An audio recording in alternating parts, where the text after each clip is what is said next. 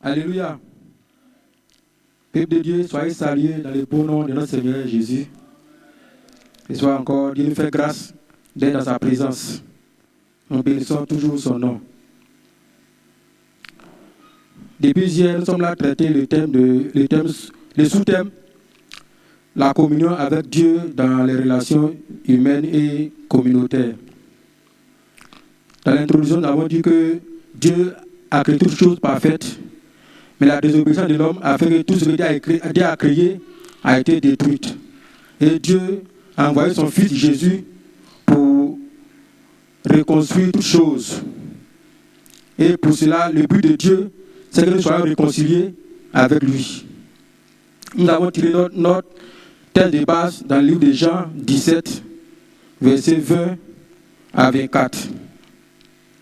Et nous avons défini le mot, la relation humaine et communautaire. Nous avons dit que la relation humaine, c'est lié au rapport entre deux ou plusieurs personnes qui interagissent et communiquent entre elles, impliquant des échanges émotionnels, intellectuels et sociaux. Nous avons dit que dans une relation, il est important de communiquer, que la communication est la base d'une relation. Nous avons dans une relation qu'il y ait la confiance. Sans la confiance, la relation ne peut pas aboutir. Nous avons aussi défini la relation communautaire. C'est un lien ou rapport entre des individus ou des groupes au sein d'une communauté caractérisé par un sentiment d'appartenance, de solidarité et de responsabilité mutuelle, visant à promouvoir les bien-être collectifs et à renforcer les liens sociaux. Nous avons dit dans la relation communautaire, nous avons parlé de la solidarité et aussi nous avons parlé de la coopération. Ensuite, nous avons abordé ce deuxième point,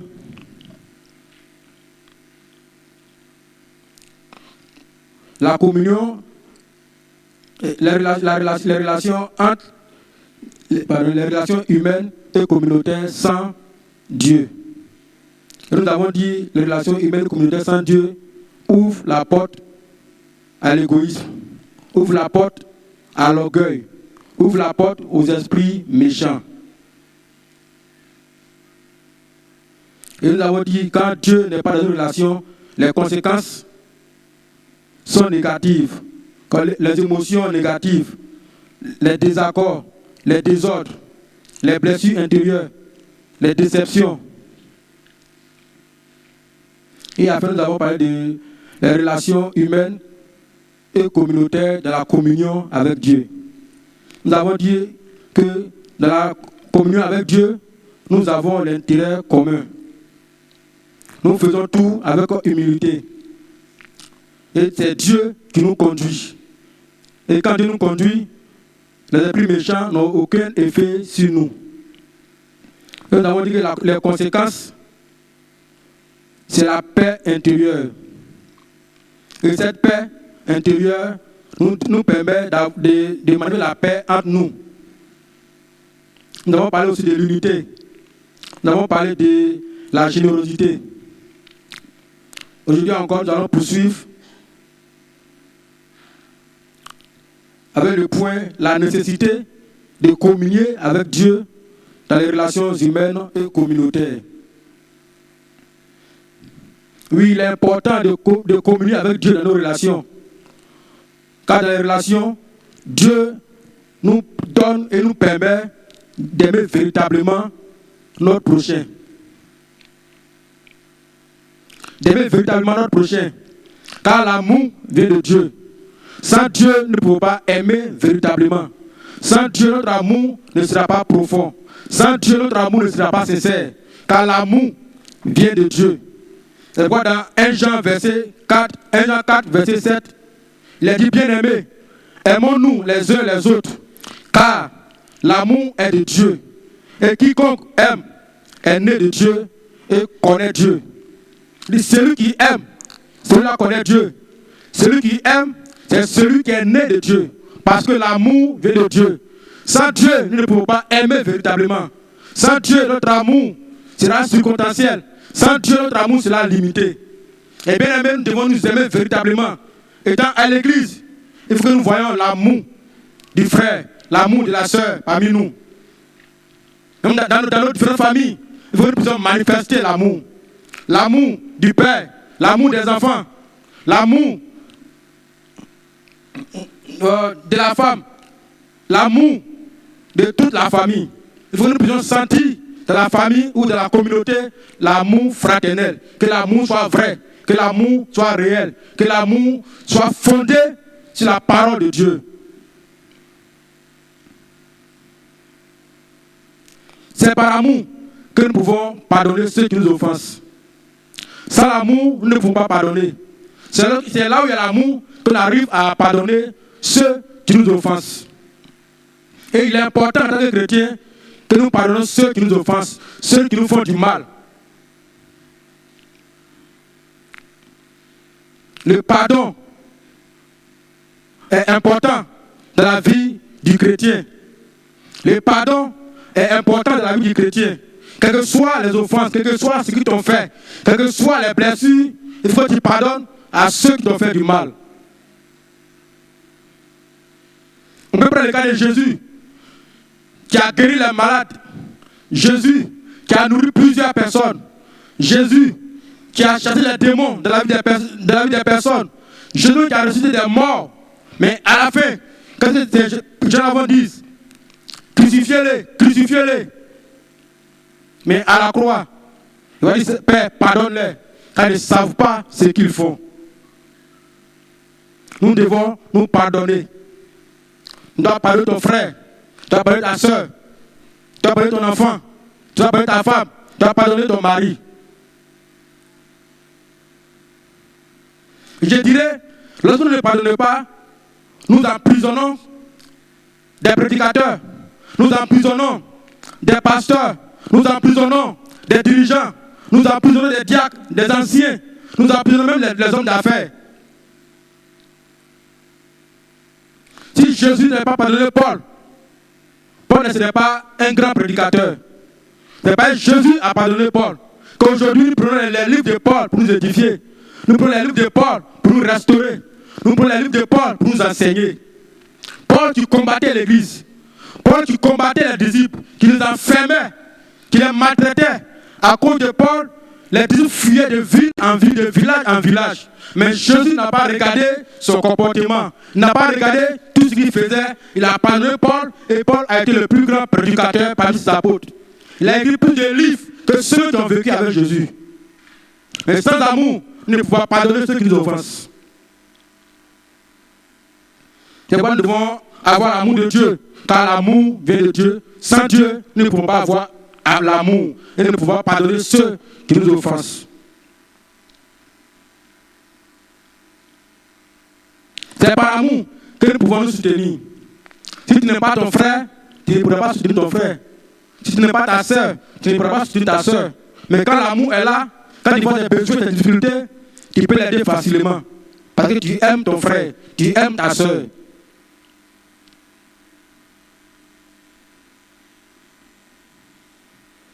La nécessité de communier avec Dieu dans nos relations nous permet de maintenir l'unité parfaite. C'est avec Dieu que nous pouvons maintenir notre unité. C'est vrai, on peut être un. Mais si nous ne savons pas faire les choses, finalement, il y aura une séparation, il y aura une division. Mais c'est Dieu seul qui peut nous aider à maintenir cette unité. Et Psaume 133, verset 1, pouvait dire, voici, oh, qu'il est agréable, qu'il est doux pour des frères de demeurer ensemble. Il est merveilleux que nous demeurions ensemble. Il est beau que nous demeurions ensemble. Mais sans Dieu, nous ne pouvons pas rester tous dans cette unité.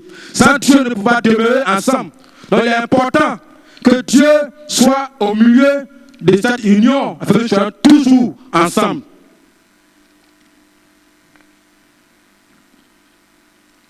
Et pour cela, nous devons faire des efforts sur nous-mêmes pour conserver cette unité.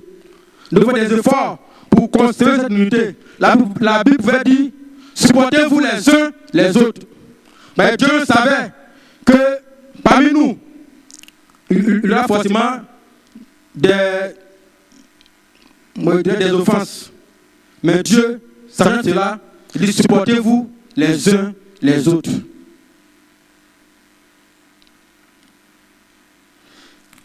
La nécessité de communier avec Dieu, c'est pour développer notre identité chrétienne.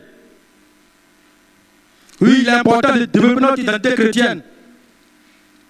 Parce que nous sommes une famille. Nous sommes une famille. Et nous devons grandir dans cette famille. Nous devons savoir que nous sommes une famille. Nous devons être un à chaque moment. Nous devons grandir dans cette famille.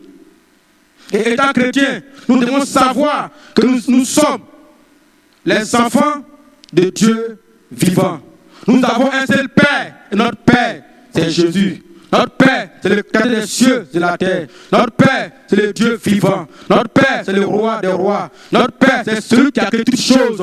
Et nous sommes tous ses enfants. Et pour cela, nous devons développer cette communion. Nous devons développer cette vie chrétienne à chaque instant pour que nous puissions toujours demeurer ensemble.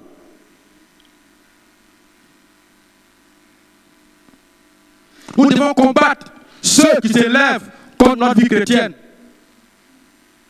Nous devons combattre tous ceux qui s'élèvent contre notre vie chrétienne. Et quoi, la religion chrétienne est plus combattue dans tous les continents, dans tous les pays. C'est la seule religion qui est plus combattue. C'est la seule religion qui est plus détestée. Pourquoi? Parce que nous avons le Dieu véritable. Parce que nous avons le Dieu vivant. Et cela gêne l'ennemi. Cela dérange l'ennemi. Et il pousse les autres, les gens, à nous détester, à nous haïr, à nous combattre. Bien aimés, pour que notre identité reste, nous devons nous lever et combattre tous ceux qui nous combattent. Tous ceux qui nous combattent vont nous lever pour combattre tous ceux qui nous combattent.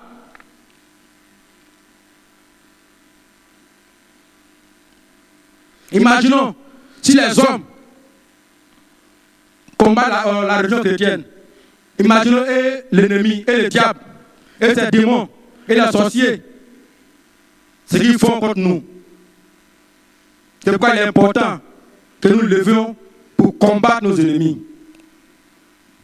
Pour que notre identité demeure. Nous devons préserver notre identité. Nous devons préserver la vie chrétienne. Nous devons garder la vie chrétienne. Nous ne devons pas nous disperser. Nous devons tout faire pour rester un dans la maison de Dieu. Dans Galates 4, versets 6 à 7, il dit, et parce que vous êtes fils, Dieu a envoyé dans nos cœurs l'esprit de son Fils, lequel crie, Abba, Père. Ainsi tu n'es plus esclave, mais fils. Et si tu es fils, tu es aussi héritier par la grâce de Dieu. Nous les chrétiens, nous sommes fils de Dieu. Et nous devons préserver cette identité. Nous devons garder cette identité. Nous ne devons pas laisser nos ennemis nous disperser, nos ennemis nous diviser. Nous devons préserver cette identité et rester un jusqu'à ce que Jésus revienne. Comment communier avec Dieu dans les relations humaines et communautaires? Nous devons mettre Dieu au centre de nos relations. Il faut que Dieu soit au centre de nos relations. Nos relations doivent baser sur Dieu, soit basées sur sa volonté, soit basées sur son œuvre, soit basées sur sa vision. Avant de prendre une décision, nous devons consulter Dieu. Il faut que Dieu soit celui qui nous oriente. Dieu soit celui qui nous guide. Dieu soit celui qui nous conduit. Dieu soit celui qui nous dit de faire ce que nous devons faire. Et pour cela, nous devons obéir à sa voix. Nous devons faire ce que nous dit de faire. Afin qu'il soit toujours au centre de nos relations.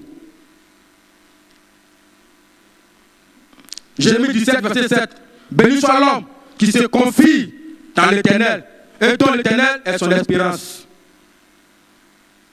Il faut que Dieu soit au centre de nos relations.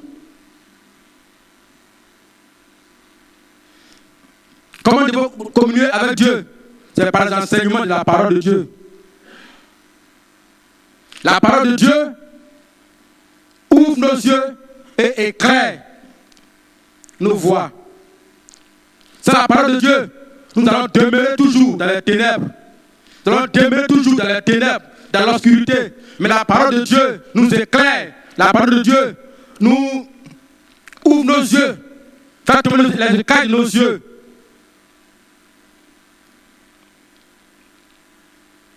La parole de Dieu nous aide à être intègres, à être droits. La parole nous aide à maintenir la vérité, à garder la vérité par les enseignements. Psaume 119, verset 105. Ta parole est une lampe à mes pieds et une lumière sur mon sentier. Comment nous devons communier avec Dieu? En se partageant nos expériences personnelles. Oui. Dans Actes 22, versets 6 à 11, Paul a partagé son expérience sur la route de Damas. Quand il est arrivé auprès des apôtres, auprès de ses frères, il a partagé ses expériences. Et cela a édifié plusieurs personnes. Cela a restauré plusieurs personnes. Et nous devons partager nos expériences personnelles à nos frères, à nos sœurs. Car les expériences peuvent sauver les plus faibles. Les expériences peuvent galvaniser ceux qui sont découragés, ceux qui sont démoralisés, ceux qui sont désespérés. Nos expériences peuvent encore les encourager. Nos expériences peuvent encore les galvaniser.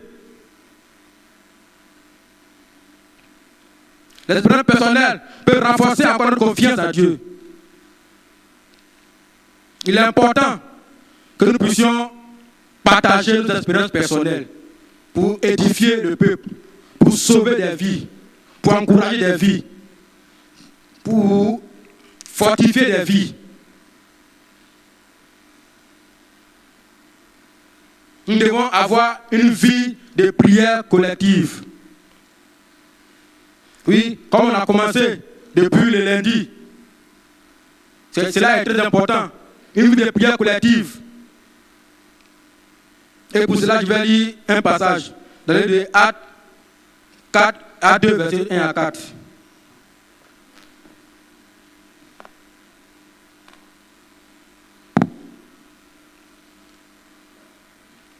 Actes 2, versets 1 à 4, il est dit, le jour de la Pentecôte, ils étaient tous ensemble dans les mêmes lieux.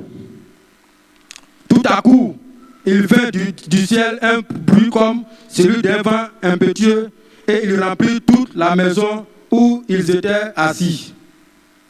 Des langues semblables à des langues de feu leur apparurent, séparées les unes des autres et se posèrent sur chacun d'eux. Et ils furent tous remplis du Saint-Esprit et se mirent à parler en d'autres langues selon que l'Esprit leur donnait de s'exprimer. Oui, bien aimé, il est important que nous prions ensemble.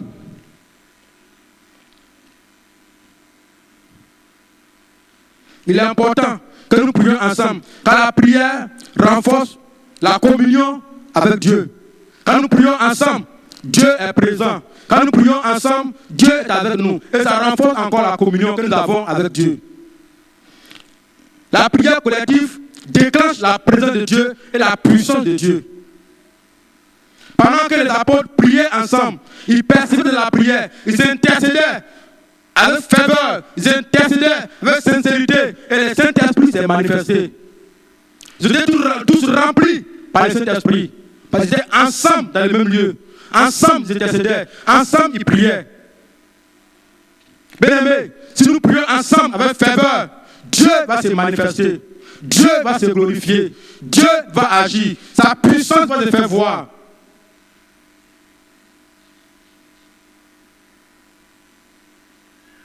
Nous devons prier ensemble. La prière collective nous permet d'avoir de l'impact sur la société, d'avoir de l'impact sur nos ennemis. Oui, nous avons le Dieu vivant, le Dieu tout-puissant. Nous ne sommes pas n'importe qui. Il faut que le monde sache que nous avons un Dieu vivant. Il faut que le monde sache que nous sommes des enfants de Dieu qui a créé les cieux et la terre. Il faut que le monde sache qu'avant c'est nous qui régnons sur la terre. Il faut que le monde sache que la terre et le ciel sont nos héritages.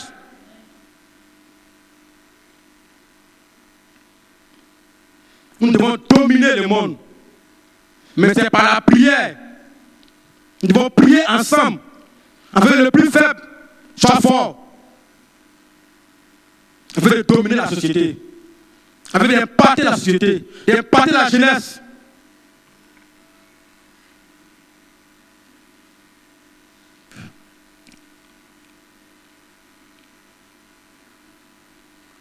Nous allons voir les avantages dans la communion avec Dieu, dans les relations humaines et communautaires. Si nous communions avec Dieu, nous serons réellement un en Christ. Nous serons réellement un en Christ. Car dans Galates 3, verset 28, il est dit, il n'y a plus ni juif ni grec. Il n'y a plus ni esclave ni libre. Il n'y a plus ni homme ni femme. Car tous vous êtes un en Jésus-Christ. Et le but de Jésus, c'est que nous soyons un. Nous soyons un avec Jésus, nous soyons un avec Dieu. Si Jésus est venu sur la terre, c'est que nous soyons tous un. Comme lui, il est un avec son Père. Et si nous sommes un en Jésus, personne ne pourra nous séparer. Personne ne pourra nous séparer. Rien ne pourra nous séparer. La maladie ne pourra nous séparer. Le péché ne pourra nous séparer. Nos ennemis ne pourront pas nous séparer. La mort ne pourra pas nous séparer. Parce que nous avons Jésus. Et nous sommes en Jésus. Et Jésus nous couvre de son amour. L'amour est plus grand que la mort. L'amour est plus puissant que les ennemis. L'amour est plus fort que le péché.